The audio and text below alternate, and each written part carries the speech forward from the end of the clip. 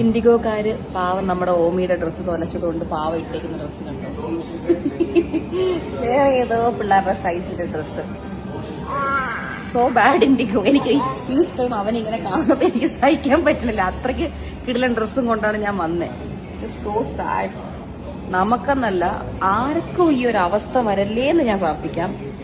ഈ നിങ്ങളൊക്കെ ഇൻഡിഗോ ഫ്ലൈറ്റിലോട്ടൊക്കെ കയറി മോൾദൂസ് പോലത്തെയൊക്കെ സ്ഥലത്തോട്ട് വെക്കേഷനായിട്ടൊക്കെ പോകുമ്പോൾ നിങ്ങൾ മറ്റേ ചെക്കിന്റെ അവിടെയൊക്കെ നിൽക്കുമ്പോൾ തന്നെ അവരോട് 10 പ്രാവശ്യം ചോദിക്കണം, എന്റെ പെട്ടി നിങ്ങൾ കളയാൻ വല്ല പ്ലാൻ ഉണ്ടോ, ഞാൻ അവിടെ എത്തി 2 ദിവസം കഴിഞ്ഞ വല്ല ആണോ പെട്ടി പിന്നാലെ വരുന്നതെന്ന് കൂടെ ചോദിക്കണം കേട്ടോ. ബിക്കോസ് അവര് നമ്മളോട് വളരെ കാഷ്വൽ ആയിട്ട് സ്കാനിങ് കൊണ്ട് അത് ചെക്ക് ചെയ്തിട്ട് എന്തെല്ലാം ഓക്കെ ആണോ എന്ന് പറയാമെന്ന് വരെ പറഞ്ഞ് നമ്മൾ കൊച്ചിനെയും കൊണ്ട് 15 മിനിറ്റ് അവിടെ നിന്ന്, എന്നിട്ടും അവർ വന്ന് പറഞ്ഞു എല്ലാം ഓക്കെയാണ് പൊക്കോന്ന്. അങ്ങനെ പറഞ്ഞില്ലായിരുന്നെങ്കിൽ പോലും കുഴപ്പമില്ല.